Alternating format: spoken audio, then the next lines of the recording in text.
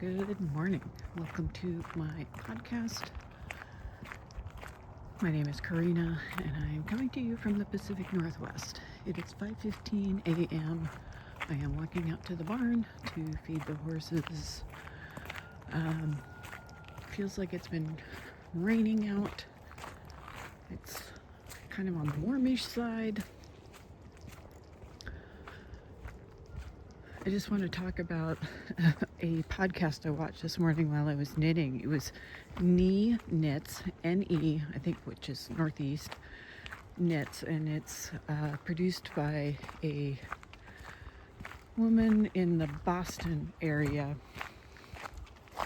who described the subject of her podcast was basically her knitting fails in 2023, which I really appreciated. She had like 4 big garments, cardigans and sweaters that just did not work out. I'm at the creek, so I always have to stop and show you the creek. That's the upstream side. There's the house. Christmas tree is still up. Anyway, it just gave me a lot of pause to think about the projects that I didn't love, some that I've already frogged, some that I'm going to make some modifications to. The frogged ones so far are the Geogradient MCal shawl that I accidentally reversed the wrong and right side on one side of the shawl. One is a pair of half-stranded socks that just did not fit. They were toe up. I don't like toe up socks for wearing. So I'm going to repurpose that yarn. Looking for the horses, and I do not see them, but I assume they're around out there. Could be around like in the round pen, which I would not see them. So anyway, just a really interesting topic, and I'm glad she brought it up because I think all of us knitters have those fails and just need to own it and do something about it and move on. Well, I'm going to get to feeding. Hi everyone, welcome to the knitting segment of my podcast. Thanks for joining me. I was talking earlier about Knee Knits, N-E Knits, a podcaster from the Northeast who talked about her 2023 knitting fails. I will link that podcast under the podcast section of my show notes, so that if you need inspiration to frog or redo or something like that, I have a couple projects that I need to keep in mind. I knit a sweater, a short sleeve sweater by Boyland Knits, and it's a Colorwork sweater, and it's supposed to be cropped, but it's just really too cropped for my comfort. So I ordered another skein of yarn. I think I'm going to rip out the ribbing and just add more body to that sweater eventually. That's one of my projects that I have on my mind for 2024. What am I wearing? This is it's a cabled pattern by Bourgeois. Crossvine pattern is what I'm coming up with. It's a really nice oversized garment. It was pretty easy to knit. It's knit in pieces and seamed together. I like wearing just a t-shirt under it because it's made out of a chunky or bulky alpaca Bourgeois yarn, and I believe this colorway is called Emerald. I showed you this morning in my early morning knitting the scarf, the Colorwork scarf that I'm working on. So I thought I'd show you, since I haven't brought it out in a while, the Riverside sweater that I started either in October or November, I don't remember. But this is a Sophia Loren movie inspired pattern. I believe it's free, I'm not sure. It's the Riverside pullover and Riverside cardigan from Silver Screens Knits. I think it is volume 2, if I remember right. Yes. And it is inspired by a movie, Woman of the River. So, and there's a paragraph in here that describes the movie. I think this was 1954. I'm not sure. Anyway, the pattern is by Kathleen Lawton Trask and Becky Wolf. So patterns in black and white. It calls for a main color and 2 contrast colors. I was hoping that the main color would be more evident in my sweater. Let me see, here's sleeves. So this is a bottom-up sweater. I wanted the main color to be this kind of gray brown color that is from sheep from a local farm.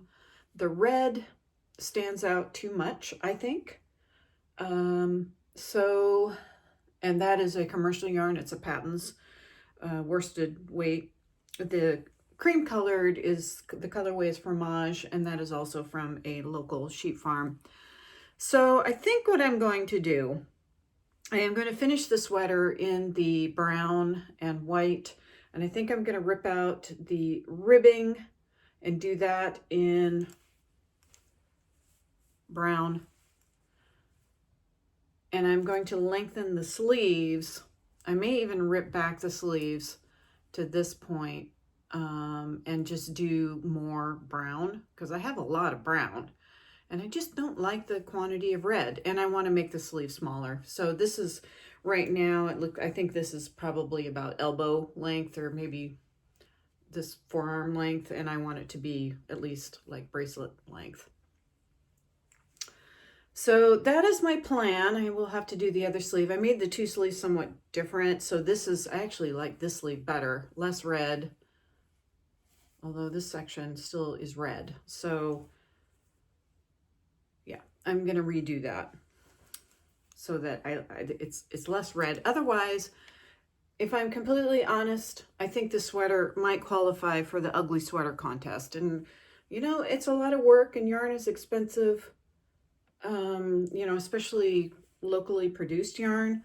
So I want to love this sweater, but as it stands right now, I don't see myself wearing it very often, and I may not finish it till spring when it's too warm to wear it. So I have a lot of time. What am I drinking? I am drinking, my niece got me some hot chocolate bombs for Christmas, and I don't normally drink hot chocolate, and I don't really drink milk, so I'm trying. I mean, I like cream in my tea, but that's about it. So I am trying this in oat milk, which the jury's still out. What I may end up doing is making a cup of decaf tomorrow, because I have 1 more left. Actually, it's better now that the chocolate is more melted. I might make a cup of decaf and put the chocolate bomb in that and add some cream to it, so it's more of a mocha. So we'll see. Sometimes coffee can give me indigestion, and especially the combination of chocolate and coffee can give me indigestion, so we'll see. Actually, this is okay. So maybe the jury has arrived at a conclusion. So that's it for the knitting progress. It is day 10 of Christmas, so there's only 2 days of Christmas left before we get back to my regularly scheduled podcasts. I don't think I have really anything else to add. I'm looking outside at the weather. It's kind of cloudy. maybe even a little bit rainy. Yesterday, I was just thinking about the horses, like what am I going to do later this afternoon? I worked with Bragi yesterday a little bit at lunchtime, and I was thinking I would take Odin for a short walk. It's about a 20-minute walk up the road, but he has kind of been, I feel like since I rode 2 days in a row, on Tuesday, which was yesterday, I think he was kind of ignoring me. So I feel like saying, fine, I'm going to ignore you today. Although when I was working with Bragi a little bit in his pen this morning, because he was having trouble with the concept of just move your hindquarters away from me. He kept turning the other way. And he was just so focused on what he wanted. You know, he wanted to be released from the breakfast pen, because I keep him separate for breakfast, because they have different dietary needs, and I just want to give him a chance to eat. Well, what Bragi does is that he eats his grain, and then he goes out and waits for me to open the gate. Well, I don't open the gate for 2.5 hours, so he just stands out there. And then when I do arrive, I ask him to do a task, so that it's not just, oh, I arrive and I'm going to open the gate. So he's been waiting for 2.5 hours, and then the gate opens. So I ask him to do a task, and I do like a little mini training session in his breakfast pen. And he was just so focused. He did the task, he did it great. But then when I just asked him to move his hindquarters over, he was like, I don't know what to do. Aren't you supposed to let me out? I mean, that's my interpretation of what he said to me.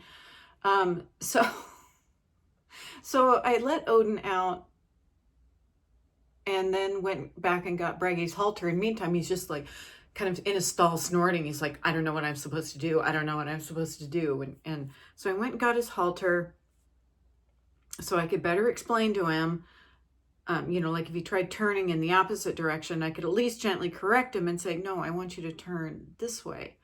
And he got it. He got it. And then he was like, oh, well, that's what you wanted. And he's so dramatic. He just like makes a big deal out of everything.